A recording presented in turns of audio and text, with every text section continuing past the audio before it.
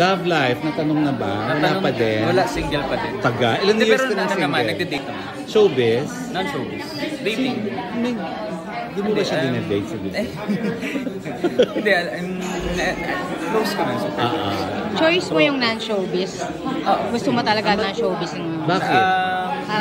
Pero ngayon kasi hindi ako naghahanap. Pero based dun sa mga past relationships ko, lahat sila, non-showbiz. Pero kasi kung may dumating na tao na from showbiz, hindi ko mapipigilan yun. Ang love naman, patigyan. Diba? So ilang years ka nang walang karelasyon? 4 years.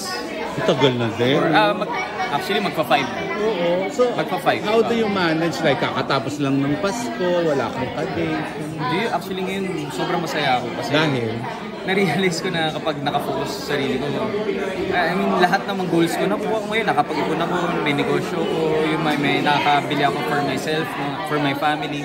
Lahat ng mga hindi ko nagawa nung time na wala ako sa focus. So, I mean, ngayon na 31 ako, proud ako sa mga na-accomplish ko sa sarili ko, for my family. Oo, anong negosyo mo? Nag-ano kami, corporation namin nagsusupply ng mga gamot sa mga LGU. Drugs? Charot. Ay, hindi. Anong gamot? Anong gamot? Yung mga medicine and medical supplies. Wow. Malaki. Sa LGU. Sa mga... Malaki dyan. Malaki ka ng kitchen.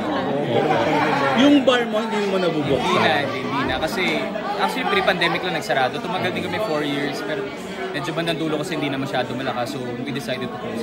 Wait lang. Pag may jowa, hindi ka nakakaipon. Galante ka siguro. Alam mo, wala akong focus. Pag ako love, para ako nababaliw. Nababaliw ako pag may pag-ibig. Kaya galante ka pag may karelasyon?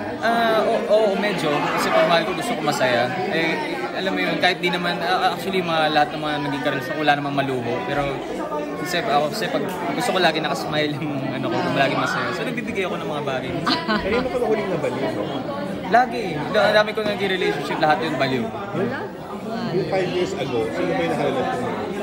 Hindi non-showbiz non-showbiz. Ano siya? Ha? Ano siya? Actually, wala. What do you mean? Ano siya? Anong career? Ano siya? Actually, ano siya? Kaibigan ko noon, parang naging katulad. Career, hindi parang ano siya, artist.